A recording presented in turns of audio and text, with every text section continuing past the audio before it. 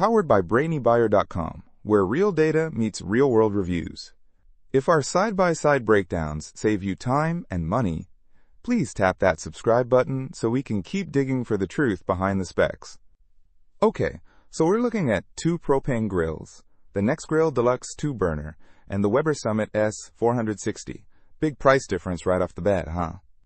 The Nexgrill is like $266, and the Weber is way up there at $2,350. Yeah, that's an asterisk, huge times difference. So, what are we getting for that extra cash with the Weber? Well, for starters, the Weber is a built-in grill, so it's designed to be part of an outdoor kitchen setup. The Nexgrill is freestanding, more portable. Also, the cooking area is larger on the Weber, 580 square inches compared to Nexgrill's 401. Okay, size matters. What about the burners? The Weber has 4 stainless steel burners pumping out 48,800 BTUs, plus a sear burner and a smoker burner. It even has a rotisserie burner. The Nexgrill only has 2 burners with 28,000 BTUs total. Wow, that's a lot more firepower on the Weber. So is it just about power and size? Not entirely. The Weber also has heavier-duty stainless steel rod cooking grates, 9.5 millimeters thick. The Nexgrill has porcelain-coated cast iron grates, which are good, but maybe not as durable long-term.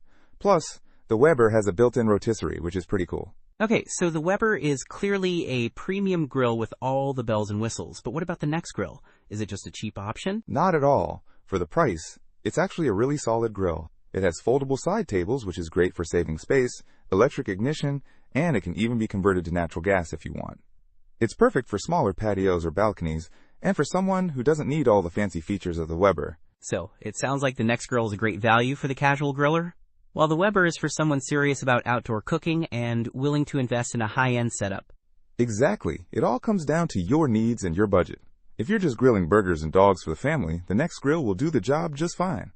But if you're looking to smoke ribs, sear steaks, and have a full outdoor cooking experience, the Weber is the way to go, assuming you have the budget for it. And the space, since it's built in. Don't miss out on our next in-depth review to help you make smarter purchasing decisions. Hit that subscribe button and the notification bell so you're always in the know.